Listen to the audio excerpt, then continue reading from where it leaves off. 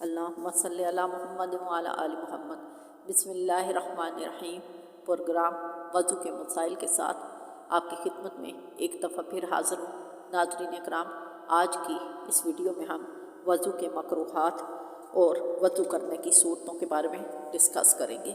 Video शुरू करने से पहले हमेशा की तरह आप तमाम बहन भाइयों से दरख्वास्त करती हूँ कि अगर चैनल पर नए हैं तो चैनल को ज़रूर सब्सक्राइब कर लें, वीडियो को लाइक और शेयर करना ना भूला करें ताकि अल्लाह तबारक व तआला इस काम को हमारे लिए सदका जारिया बना दे। आइए आप शुरू करते हैं अपने आज के मौजू को। सबसे पहले मैं आपको ये बता दूं कि मकरूह किसे कहते हैं। मकरूह वो अमल है जो शरीयत में नापसंद करार दे दिया गया हो। मकरूह की दो किस्में हैं, मकरूह तरहीमी, मकरूह तंज़ीही। मकरूह तरहीमी वो है जो शरीयत की ज़नी दलील से साबित हो, इसका छोड़ना लाजम और बाइस सवाब है और इसके करने वाला गुनाहगार है। तंज़ीही, मकरूह तंज़ीही वो अमल है जिसका करना शरीयत को पसंद नहीं मगर इसके करने वाले पर अजाब भी नहीं होगा। ये सुन्नत गैर मौक़दा का मुकाबिल है। आइए अब बढ़ते हैं कि वज़ू में कौन कौन सी बातें मकरूहात हैं। सबसे पहले औरत के गुस्ल या वज़ू के बचे हुए पानी से वज़ू करना मकरूह है। यानी कोई औरत अगर नहाई और बाल्टी या टब में कुछ पानी बचा रह गया तो उस बचे हुए पानी से आप वज़ू नहीं कर सकते, ये मकरूह है। वज़ू के लिए निज जगह बैठना भी मकरूह है। गंदी और निज जगह पर वज़ू करना भी मकरूह है। इसके साथ साथ इस बात का भी ख्याल रखें कि मस्जिद के अंदर वज़ू करना भी मकरूह है। हाँ, वो अहाता जिसे बैतुल खला या बैतुल वज़ू के नाम से अलहदा बनाया गया हो, उस जगह पे वज़ू कर सकते हैं। अज़ाए वज़ू से लोटे वगैरह में कतरे टपकाना ये भी बुरा अमल है, यानी मकरूह में आता है। इसके साथ साथ पानी में रीठ या खंगार डालना भी मकरूह है। किबला की तरफ थूकना या खंगार डालना या कुल्ली करना, ये अमल भी मकरूह है। बेज़रूरत दुनिया की बात करना वज़ू के दरमियान, इस अमल को भी मकरूह ही कहा गया। ज़्यादा पानी खर्च करना यानी टूटी या नल को खुला रखना और पानी बहते रहना, ये भी मकरूह है। इतना कम पानी भी नहीं खर्च करना कि सुन्नत ही। इसी तरह वज़ू करते हुए पानी को ज़ोर ज़ोर से मुंह पर छींटे मारना, ये भी मकरूह है। और पानी डालते हुए फूंक मारना, ये भी मकरूह है। गले का मसा करना भी मकरूह है। बाएं हाथ से कुल्ली करना या नाक में पानी डालना, ये भी मकरूह अमल है। दाने हाथ से नाक साफ़ करना भी मकरूह अमल है। अपने लिए कोई लोटा वगैरह ख़ास कर लेना कि बस मैं तो इसी से वज़ू करती हूँ या करता हूँ, ये भी मकरूह है। इसी तरह 3 जदीद पानियों से सर का मसा करना, यानी वो पानी जो कीमती समझे जाएं उनको मखसूस करना अपने लिए और उससे मसा करना, ये भी मकरूह है। जिस कपड़े से इस्तंजे का पानी खुश्क किया हो, इससे अज़ाए वज़ू पूछना, ये भी मकरूह है। धूप के गर्म पानी से वज़ू करना, ये भी मकरूह है और इससे बीमारी लगने का भी अंदेशा होता है। होंठ या आँखें ज़ोर से बंद कर लेना, इससे क्या होगा कि आपकी आँखों के जो अज़ा बंद हो गए, जो हिस्से बंद हो गए, उन तक पानी नहीं पहुँचेगा और कुछ सूखा रह जाएगा तो वज़ू होगा ही नहीं और सुन्नत के तर्क करने पर मकरूह भी हो जाएगा और यूँ तर्क सुन्नत का सवाब भी, गुनाह भी मिलेगा। इसके साथ साथ आप बढ़ते हैं वज़ू की सूरतों की तरफ कि वज़ू किन सूरतों में फ़र्ज़, वाजिब या मुस्तहब है। सबसे पहले फ़र्ज़ की बात करते हैं तो नमाज, सजदा तिलावत और नमाज जनाजा, इसके साथ साथ कुरान करीम को पढ़ने से पहले या तिलावत करने से पहले वज़ू करना फ़र्ज़ है। अब बात करते हैं वज़ू करना कब वाजिब है। तो तवाफ़ काबा के लिए वज़ू करना वाजिब है। उसके अलावा अब बात करते हैं वज़ू कब सुन्नत है। तो गुस्ल जनाबत से पहले, खाने पीने, सोने, अज़ान व अकामत, खुतबा जुमा व ईदैन, रोज़ा मुबारक रसूलुल्लाह सल्लल्लाहु तआला अलैहि वसल्लम की ज़ियारत और वक़ूफ़ अरफ़ा और सफ़ा मरवा के दरमियान सही के लिए वज़ू करना सुन्नत है। अब बात करते हैं कि वज़ू कब करना मुस्तहब है। तो सोने के लिए سونے کے بعد، میت کو نہلانے یا اٹھانے کے بعد، اور جماعت سے پہلے، اور جب غصہ آ جائے اس وقت میں، اور زبانی قرآن پاک پڑھنے کے لیے، اور حدیث و علم دین پڑھانے، اور اس کے علاوہ جمعہ و عیدین کے خطبوں کے لیے، اور اس کے علاوہ اس وقت بھی وضو مستحب ہے جب کوئی جھوٹ بولتا اٹھا ہو، گالی دے رہا ہو، فحش گوئی کرتے کرتے اٹھا ہو، یا کسی کی غیبت کی ہو، یا پھر کسی کافر سے بدن چھوا ہو، یا پھر کسی کے ساتھ مس ہوا ہو، بغل کھجانے کے بعد کہ جب بغل میں آپ کے بدبو ہو، غیبت کرنے کے بعد، کہکا لگانے کے بعد، لاغو اشیاء کے استعمال کے بعد، اور اونٹ کا گوشت کھانے کے بعد، یا کسی عورت کے بدن سے اپنا بدن بے حائل مس ہو جانے سے انسان کو وضو کرنا مستحب ہے کہ ان سب صورتوں میں وضو کر لے، یہ مستحب عمل ہے۔ اس کے بعد آگے بات کرتے ہیں جب وضو جاتا رہے تو کیا کرنا چاہیے۔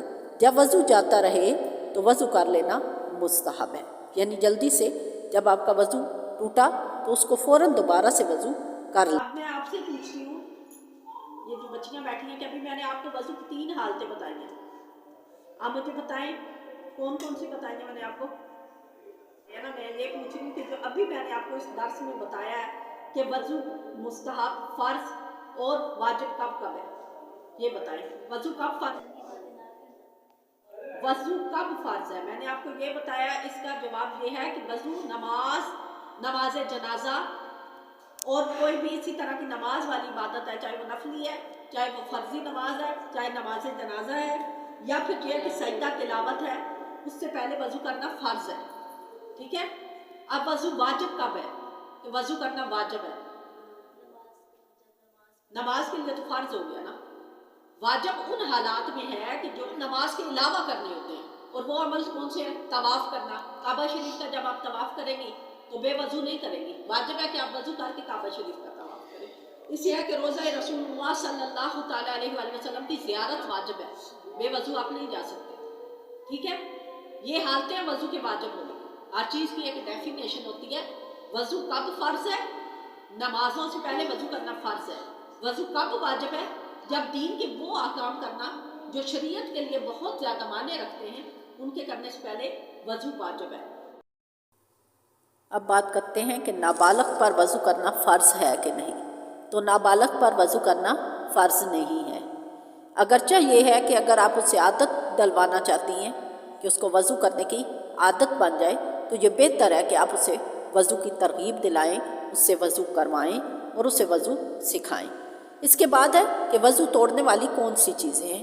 کچھ چیزیں ایسی ہوتی ہیں کہ جنہیں شریعت مطہرہ نے ناواقع سے وضو کرا دیا ہے، یعنی اس سے وضو ناقص ہوتا ہے۔ تو کون سی وہ چیزیں ہیں؟